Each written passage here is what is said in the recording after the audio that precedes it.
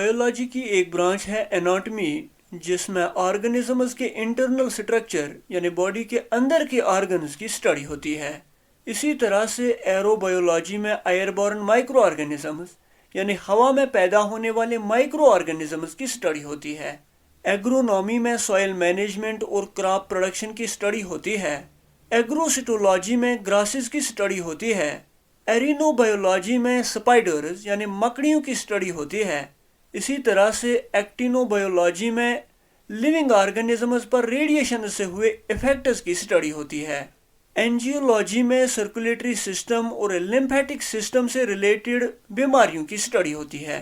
इसी तरह से बायो इन्फॉर्मेटिक्स में कंप्यूटर टेक्नोलॉजी का इस्तेमाल करके कम्प्लेक्स बायोलॉजिकल डेटा जैसे जेनेटिक कोड्स को कलेक्ट करने और एनालाइज करने की स्टडी होती है। बायोटेक्नोलॉजी में सेल्यूलर और बायोमोलिकुलर प्रोसेसेस का इस्तेमाल करके टेक्नोलॉजीज और प्रोडक्ट्स डेवलप किए जाते हैं जो ज़मीन पर मौजूद ज़िंदगी को इम्प्रूव करने में मदद करते हैं। बायोकेमिस्ट्री में लिविंग ऑर्गेनिजम्स में काम करने वाली केमिकल प्रोसेसेस, फिजियोकेमिकल प्रोसेसेस और सबस्टेंसेस की स्टडी की जाती है। बैक्टीरियोलॉजी में एम्फीबियंस की स्टडी की जाती है। ये एम्फीबियंस वो क्लास ऑफ एनिमल्स है जो ज़मीन और पानी यानी दोनों जगह पर रह सकते हैं, जैसे कि फ्रॉग्स, टोड्स वगैरह। बायोक्लाइमेटोलॉजी में लंबे टाइम पीरियड को ध्यान में रखते हुए लिविंग ऑर्गेनिजम्स और ज़मीन के क्लाइमेट को स्टडी किया जाता है। यानी ये एक इंटरडिसिप्लिनरी स्टडी होती है जिसमें लंबे टाइम पीरियड के लिए लिविंग ऑर्गेनिजम्स और ज़मीन के क्लाइमेट को स्टडी किया जाता है। इसी तरह से बॉटनी में स्टडी ऑफ प्लांट्स होती है और ब्रायोलॉजी में मॉसेस और लिवरवर्थ्स को स्टडी किया जाता है। साइटोलॉजी में प्लांट और एनिमल सेल्स के स्ट्रक्चर और फंक्शंस की स्टडी होती है। क्रायोबायोलॉजी में बायोलॉजिकल मटेरियल और सिस्टम्स को बिलो नॉर्मल टेम्परेचर रख के स्टडी किया जाता है। इसी तरह से क्रोमेटोलॉजी में कलर्स की स्टडी होती है। सीटोलॉजी में व्हेल्स, डॉल्फिन्स और पोर्पस की स्टडी होती है। ये पोर्पस भी एक किस्म की दांतों वाली डॉल्फिन होती है। क्रोनोबायोलॉजी में लिविंग ऑर्गेनिजम्स में होने वाले पीरियडिक या साइक्लिक फिनोमेना की स्टडी होती है। कोन्कोलॉजी में मोलस्किक शेल्स की स्टडी होती है। ये मोलास्का जानवरों का एक फाइलम है। इस फाइलम के जानवरों का इम्पोर्टेंट कैरेक्टरिस्टिक ये है कि उनके पास शेल्स होते हैं। उन्हीं शेल्स की स्टडी इस कोन्कोलॉजी में होती है। इसी तरह से कोन्ड्रोलॉजी में कार्टिलेज की स्टडी होती है। क्रेनियोलॉजी में डिफरेंट ह्यूमन रेसेस के सिकल्स की शेप और साइज की स्टडी होती है। और कार्डियोलॉजी में हार्ट से रिलेटेड एबनॉर्मलिटीज़ और बीमारियों की स्टडी होती है। डेंड्रोलॉजी में दरख्तों की स्टडी होती है। डर्मेटोलॉजी में स्किन की स्टडी होती है। इसी तरह से डिस्मोलॉजी में लिगामेंट्स के स्ट्रक्चर और एनाटॉमी की स्टडी होती है। ये ligaments flexible fibrous connective tissue के छोटे बैंड होते हैं जो दो बोन्स या कार्टिलेजेस को आपस में जोड़ते हैं। एक लिगामेंट को कश्मीरी में रान कहा जाता है। एम्ब्रियोलॉजी में पेरेंटल डेवलपमेंट ऑफ गैमीट्स यानी सेक्स सेल्स, फर्टिलाइजेशन और डेवलपमेंट ऑफ एम्ब्रियोज और फीटस की स्टडी होती है। इकोलॉजी में एनवायरनमेंट और ऑर्गेनिजम्स के इंटरेक्शंस की स्टडी होती है।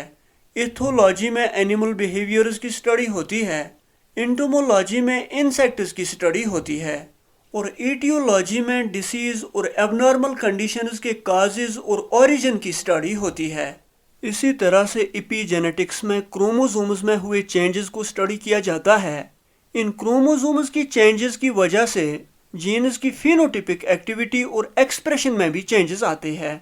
इथिनोबॉटनी में मुख्तलिफ जियोग्राफिक रीजन्स के प्लांट्स और उन प्लांट्स के पॉसिबल यूजेस वहाँ की ट्रेडिशनल नॉलेज के थ्रू स्टडी किए जाते हैं। फॉरेस्ट्री में जंगलों की क्रिएशन, मैनेजमेंट, यूजेस, कंजर्वेशन और रिपेयरिंग को स्टडी किया जाता है। गायनिकोलॉजी में फीमेल रिप्रोडक्टिव सिस्टम की हेल्थ से जुड़ी मेडिकल प्रैक्टिसेस को स्टडी किया जाता है। जेरेंटोलॉजी में प्रोसेस ऑफ एजिंग और ओल्ड एज प्रॉब्लम्स को स्टडी किया जाता है। और जेनेटिक्स में जीन्स, जेनेटिक वेरिएशंस और हेरिडिटी को स्टडी किया जाता है। इसी तरह से जिनेकोलॉजी में मुख्तलिफ स्पेशीज़ और कम्युनिटीज़ के जेनेटिक वेरिएशंस उनके पॉपुलेशन के कंपैरिजन में स्टडी किए जाते हैं। जेनेटिक इंजीनियरिंग में बायोटेक्नोलॉजी का इस्तेमाल करके मुख्तलिफ ऑर्गेनिजम्स के जीनोम को डायरेक्ट मैनिपुलेट करने वाले टेक्निक्स को स्टडी किया जाता है। हॉर्टिकल्चर में प्रैक्टिस ऑफ गार्डन कल्टीवेशन यानी बागबानी की स्टडी होती है। हेलमिंथोलॉजी में पैरासाइटिक वर्म्स की स्टडी होती है। हिरपैटोलॉजी में रेप्टाइल्स यानी रेंगने वाले जानवरों की स्टडी होती है। हेपेटोलॉजी में लिवर की स्टडी होती है। हेमेटोलॉजी में ब्लड और ब्लड से जुड़ी प्रॉब्लम्स और ट्रीटमेंट्स की स्टडी होती है। और हिस्टोलॉजी में टिश्यूज की स्टडी होती है। इसी तरह से इक्थियोलॉजी में मछलियों की स्टडी होती है। साथ ही ये भी याद रख लो, मछलियों की कल्टीवेशन यानी मछली पालन को पिसीकल्चर कहा जाता है। इक्नोलॉजी में मुख्तलिफ ऑर्गेनिजम्स के छोड़े गए ट्रेसेस जैसे कि बारोज, फुटप्रिंट्स वगैरह की स्टडी की जाती है। कैलोलॉजी में खूबसूरती की स्टडी होती है। लिपिडोटेरोलॉजी में मॉथ्स और बटरफ्लाइज की स्टडी होती है। लिम्नोलॉजी में इनलैंड वाटर्स की बायोलॉजिकल, फिजिकल और केमिकल फ्यूचर्स की स्टडी होती है। लिम्नोबायोलॉजी में फ्रेश वाटर में रहने वाले एनिमल्स और प्लांट्स की स्टडी होती है। मॉलिक्यूलर बायोलॉजी में मैक्रोमॉलिक्यूल्स जैसे कि प्रोटीन्स और न्यूक्लिक एसिड्स के स्ट्रक्चर और फंक्शंस की स्टडी होती है। और मेलाकोलॉजी में मोलास्का फाइलम में आने वाले एनिमल्स की स्टडी होती है। इसी तरह से माइकोलॉजी में फंगई की स्टडी होती है। नेफ्रोलॉजी में किडनी की स्टडी होती है। न्यूरोलॉजी में नर्वस सिस्टम की स्टडी। ऑर्निथोलॉजी में बर्ड्स की स्टडी। ओप्थेल्मोलॉजी में आँखों की स्टडी। ऑस्टियोलॉजी में बोन्स की स्टडी यानी हड्डियों की स्टडी। पैलियोजोलॉजी में एनिमल फॉसिल्स की स्टडी। और फिजियोलॉजी में लिविंग ऑर्गेनिजम्स की फंक्शनिंग की स्टडी होती है। इसी तरह से पैलियोबॉटनी में प्लांट फॉसिल्स की स्टडी होती है। फाइकोलॉजी में अलगी की स्टडी। पोमोलॉजी में फ्रूट्स की स्टडी। फिनोलॉजी में ब्रेन की स्पेसिफिक फंक्शंस की स्टडी होती है। सेडिमेंटोलॉजी में सैंड, सिल्ट, क्ले वगैरह की स्टडी होती है। सर्पेंटोलॉजी में स्नेक्स यानी सांपों की स्टडी होती है। सिरोलॉजी में लेजर्ड्स यानी चिपकलियों की स्टडी होती है। और सीटोलॉजी में फूड, डाइट और न्यूट्रिशन की स्टडी होती है। इसी तरह से स्पेलियोलॉजी में केव्स यानी गुफाओं की स्टडी होती है। टेक्सोनॉमी में एनिमल्स का नॉमेनक्लेचर यानी एनिमल्स की क्लासिफिकेशन की स्टडी होती है। ट्रोपोलॉजी में हेल्थ के लिए न्यूट्रिशन की स्टडी होती है। ट्रोमेटोलॉजी में वायलेंस और एक्सीडेंट से होने वाली इंजरीज और वुंड्स की स्टडी होती है। जूजियोग्राफी में डिस्ट्रीब्यूशन ऑफ एनिमल्स की स्टडी होती है। जाइमोलॉजी में फर्मेंटेशन की बायोकेमिकल प्रोसेस और उसके प्रैक्टिकल यूजेस की स्टडी होती है।